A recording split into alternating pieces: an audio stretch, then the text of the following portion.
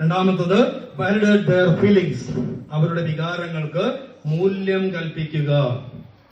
അവരുടെ വികാരങ്ങൾക്ക് മൂല്യം കൽപ്പിക്കുക. ഇപ്പൊ ഞാൻ പറഞ്ഞ കാര്യം തന്നെയാ. അവർക്ക് ദുഃഖമുണ്ടാകുമ്പോൾ അത് ദുഃഖമാണ് എന്ന് നമ്മൾ തിരിച്ചറിയുക.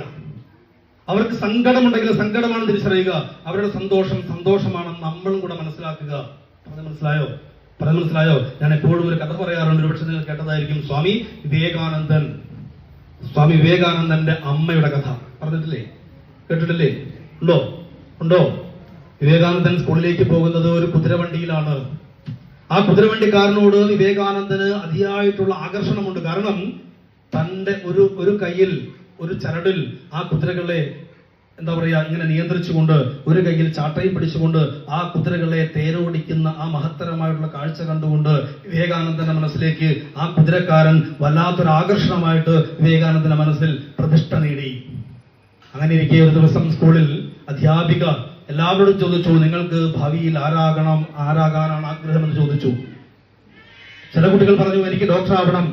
ചിലർ പറഞ്ഞു എഞ്ചിനീയർ ആവണം, പോലീസുകാരനാവണം, പട്ടാളക്കാരനാവണം. ഇങ്ങനെ വിവിധ മേഖലകളിലേക്ക് അവരുടെ ആഗ്രഹങ്ങളെ കൊണ്ടെത്തിച്ചു പറഞ്ഞു. അവസാനം നരേന്ദ്രൻ എന്ന് പേരുള്ള ഈ കുട്ടിയുടെ അടുത്തേക്ക് അധ്യാപിക ചോദിച്ചപ്പോ ആ നരേന്ദ്രൻ പറഞ്ഞു, എനിക്ക് വലിയൊരു കുതിരക്കാരനാവണം എന്ന് പറഞ്ഞു. എല്ലാവരും കൂടെ കളിയാക്കി ചിരിച്ചു. കാരണം എന്താ? എല്ലാവരും പറഞ്ഞു ഡോക്ടർ ആവണം, എഞ്ചിനീയർ ആവണം, പട്ടാളമാകണം, ഇങ്ങനെ പല മേഖലകളോ പറഞ്ഞപ്പോ ഈ നരേന്ദ്രൻ പറഞ്ഞത് എനിക്ക് ഒരു കുതിരക്കാരനാവണമെന്നാണ്. കാരണം നരേന്ദ്രന്റെ കാഴ്ചപ്പാടിൽ ആ കുതിരക്കാരൻ ഏറ്റവും ശ്രേഷ്ഠൻ. മനസ്സിലാവുന്നോ പറയുന്നത്?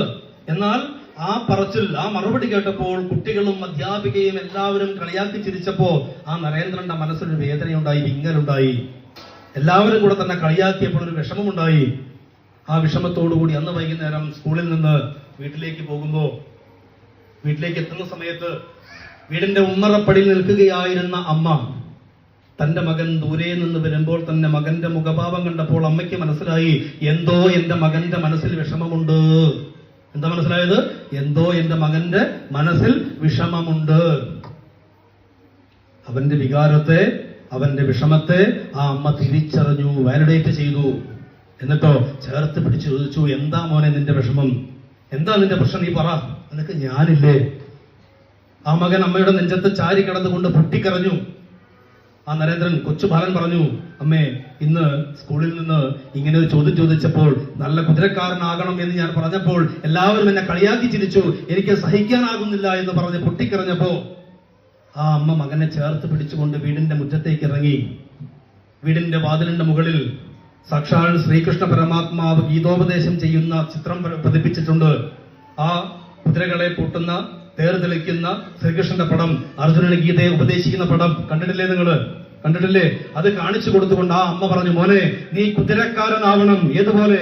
സാക്ഷാൽ ശ്രീകൃഷ്ണ പരമാത്മാവിനെ പോലെ ഈ ലോകത്തിന് മുഴുവൻ വെളിച്ചം പകരുന്ന ഒരു കുതിരക്കാരനായിട്ട് നീ മാറണമെന്ന് പറഞ്ഞപ്പോ നരേന്ദ്രന്റെ ഉള്ളിൽ ഒരു വെളിച്ചമുണ്ടായി. അത്ര നേരം കളിയാക്കിയ ആളുകൾ ഈ കുതിരക്കാരനാകണമെന്ന് പറഞ്ഞപ്പോൾ കളിയാക്കിയ ആളുകളുടെ മുമ്പിൽ അമ്മ എന്താ പറഞ്ഞത്? നീ കുതിരക്കാരനാവണം. ഏതുപോലെ? സാക്ഷാൽ ശ്രീകൃഷ്ണ പരമാത്മാവിനെ പോലെ വലിയൊരു കുതിരക്കാരനാകണമെന്ന് പറഞ്ഞപ്പോൾ ആ കുഞ്ഞിന്റെ മനസ്സിൽ ഒരു ആഗ്രഹം, ഒരു സന്തോഷം ഉണ്ടായോ ഇല്ലയോ? കേട്ട നിങ്ങളുടെ മനസ്സിലുണ്ടായോ? അങ്ങനെയെങ്കിൽ അത് അനുഭവിച്ച ആ നരേന്ദ്രനുണ്ടല്ലോ, ആ നരേന്ദ്രനാണ് പിന്നീട് ഈ ലോകത്തിന് വെളിച്ചം പകർന്ന സാക്ഷാൽ സ്വാമി വിവേകാനന്ദൻ. ആ വിവേകാനന്ദന്റെ മനസ്സിലേക്ക് ഇത് പകർന്നു കൊടുത്തത് ആരാ പകർന്നു കൊടുത്തത്? ആ വിവേകാനന്ദന്റെ അമ്മയാണ്. നോക്കൂ പ്രിയപ്പെട്ടവരെ, നമ്മുടെ മക്കളാണ് ഇതുപോലെ സ്കൂളിൽ നിന്ന് മറ്റുള്ളവർ കളിയാക്കിയിട്ട് വീട്ടിലേക്ക് വന്നതെങ്കിൽ നമ്മൾ എന്താ ചെയ്യാ? ഒന്നുകിൽ ആ ടീച്ചർ പോയിട്ട് 4 ചീത്ത പറയും. ഇങ്ങനെയാണോ എന്റെ മക്കളെ പഠിപ്പിക്കുന്നത്? അല്ലേ? ആണോ അല്ലയോ? തോമസ് ആൽവാ എഡിസന്റെ ഒരു കഥയോട് പറയാം. തോമസ് ആൽവാ എഡിസൺ വളരെ പഠിക്കാത്ത ഒരാളായിരുന്നു. വളരെ പഠിക്കാത്ത ഒരാൾ.